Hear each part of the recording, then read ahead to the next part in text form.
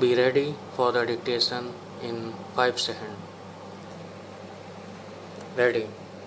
There is yet another argument raised by the learned council about the witness Kailas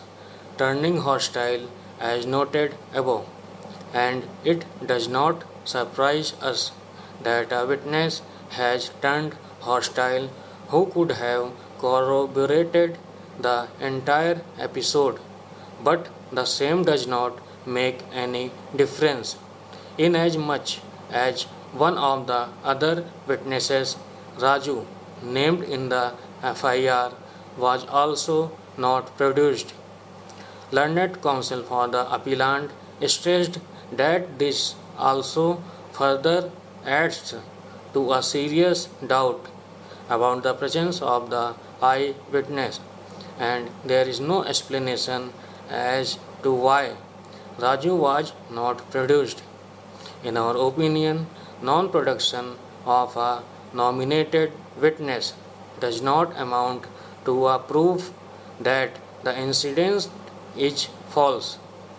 The defense on behalf of the appellant did not bring on record as such witness that may add to the theory of reasonable doubt that is sought to be advanced by the learned counsel for the appellant. After having exhausted the arguments on the merits of the appeal, both the learned counsel appearing for the accused appellants virtually narrowed down their submissions on the question of sentence. Accordingly, the nub of the appeal in hand is the quantum of sentence which is liable to be awarded to the accused appellants. In order to answer the question regarding the quantum of sentence which is liable to be enforced against the accused appellants,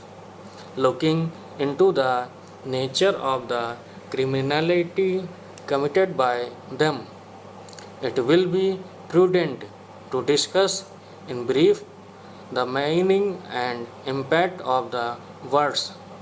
knowledge and intention in relation to section 304 part 1 as well as part 2 IPC.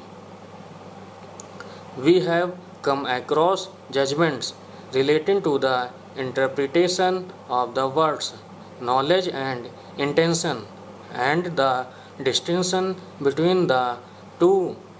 while proceeding to consider the sentencing of the convicts by the trial court and the assessment of the evidence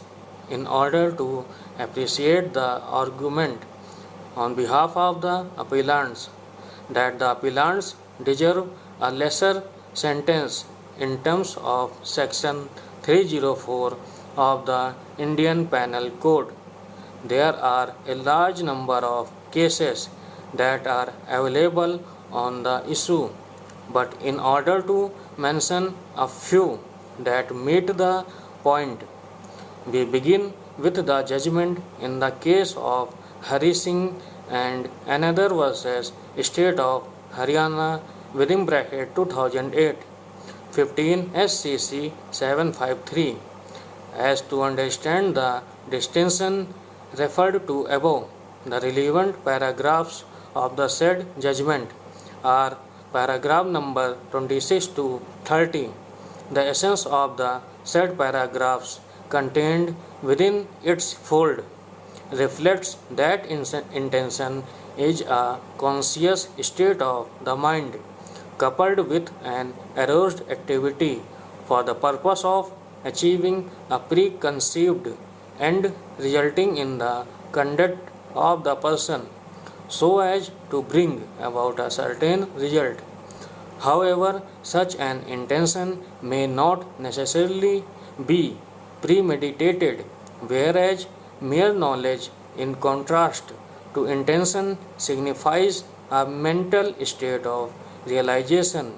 pertaining to the awareness of certain facts but at the same time without reflection of an active faculty so as to achieve a determined end.